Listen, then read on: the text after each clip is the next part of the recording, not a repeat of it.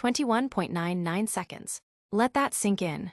Because that wasn't just a personal best. It was a warning shot. Melissa Jefferson Wooden, the same woman critics dismissed, the same woman labeled as inconsistent, the same woman people said had already peaked, just unleashed a storm on the track in Philadelphia.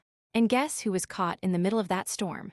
Gabby Thomas, Olympic silver medalist, one of America's most celebrated 200-meter specialists, a name that was supposed to be untouchable outside of global championships. But on this day in this race, Melissa didn't just run past Gabby. She ran through her legacy. Let's break it down.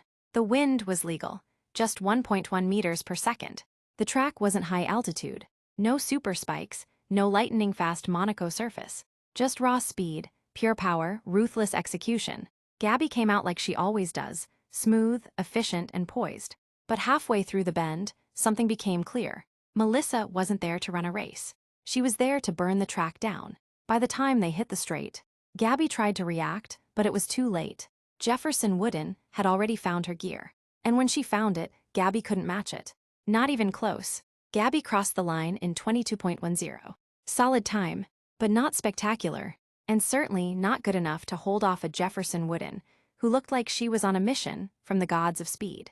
Now let's get controversial, because that's what this performance demands. How is Melissa Jefferson Wooden running 21.99 before June, while Sha'carri Richardson is still struggling with season openers? How is Melissa, a woman most fans forgot, performing the big names with the big endorsements?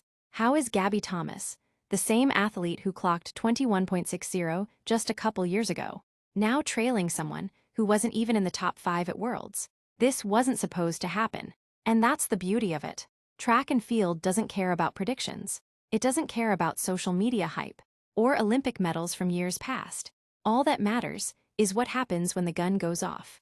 And when the gun went off in Philadelphia, Melissa Jefferson Wooden responded like a woman possessed.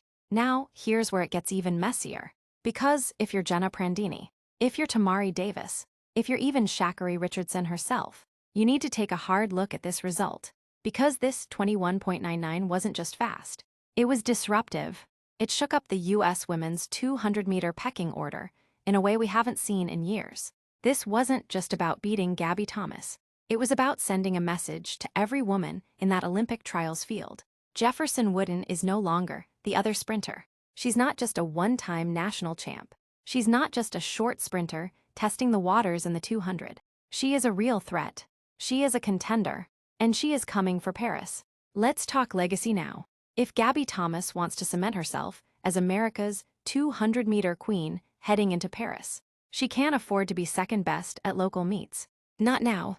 Not this close to the trials. She needs to reestablish dominance, because the narrative is slipping. In fast, Melissa just flipped the switch. This wasn't a Diamond League final. This wasn't the U.S. trials. And still, she dropped a sub-22. That is rare, that is special, that is dangerous. So the question becomes, can she hold this form into July? Can she survive the U.S. trials, where the 200m is a battlefield stacked with talent and drama? If she can, Gabby Thomas, Sha'carri Richardson, Abby Steiner, Tamari Davis, and everyone else better be ready to fight like hell. Because Melissa Jefferson Wooden is not coming to compete anymore.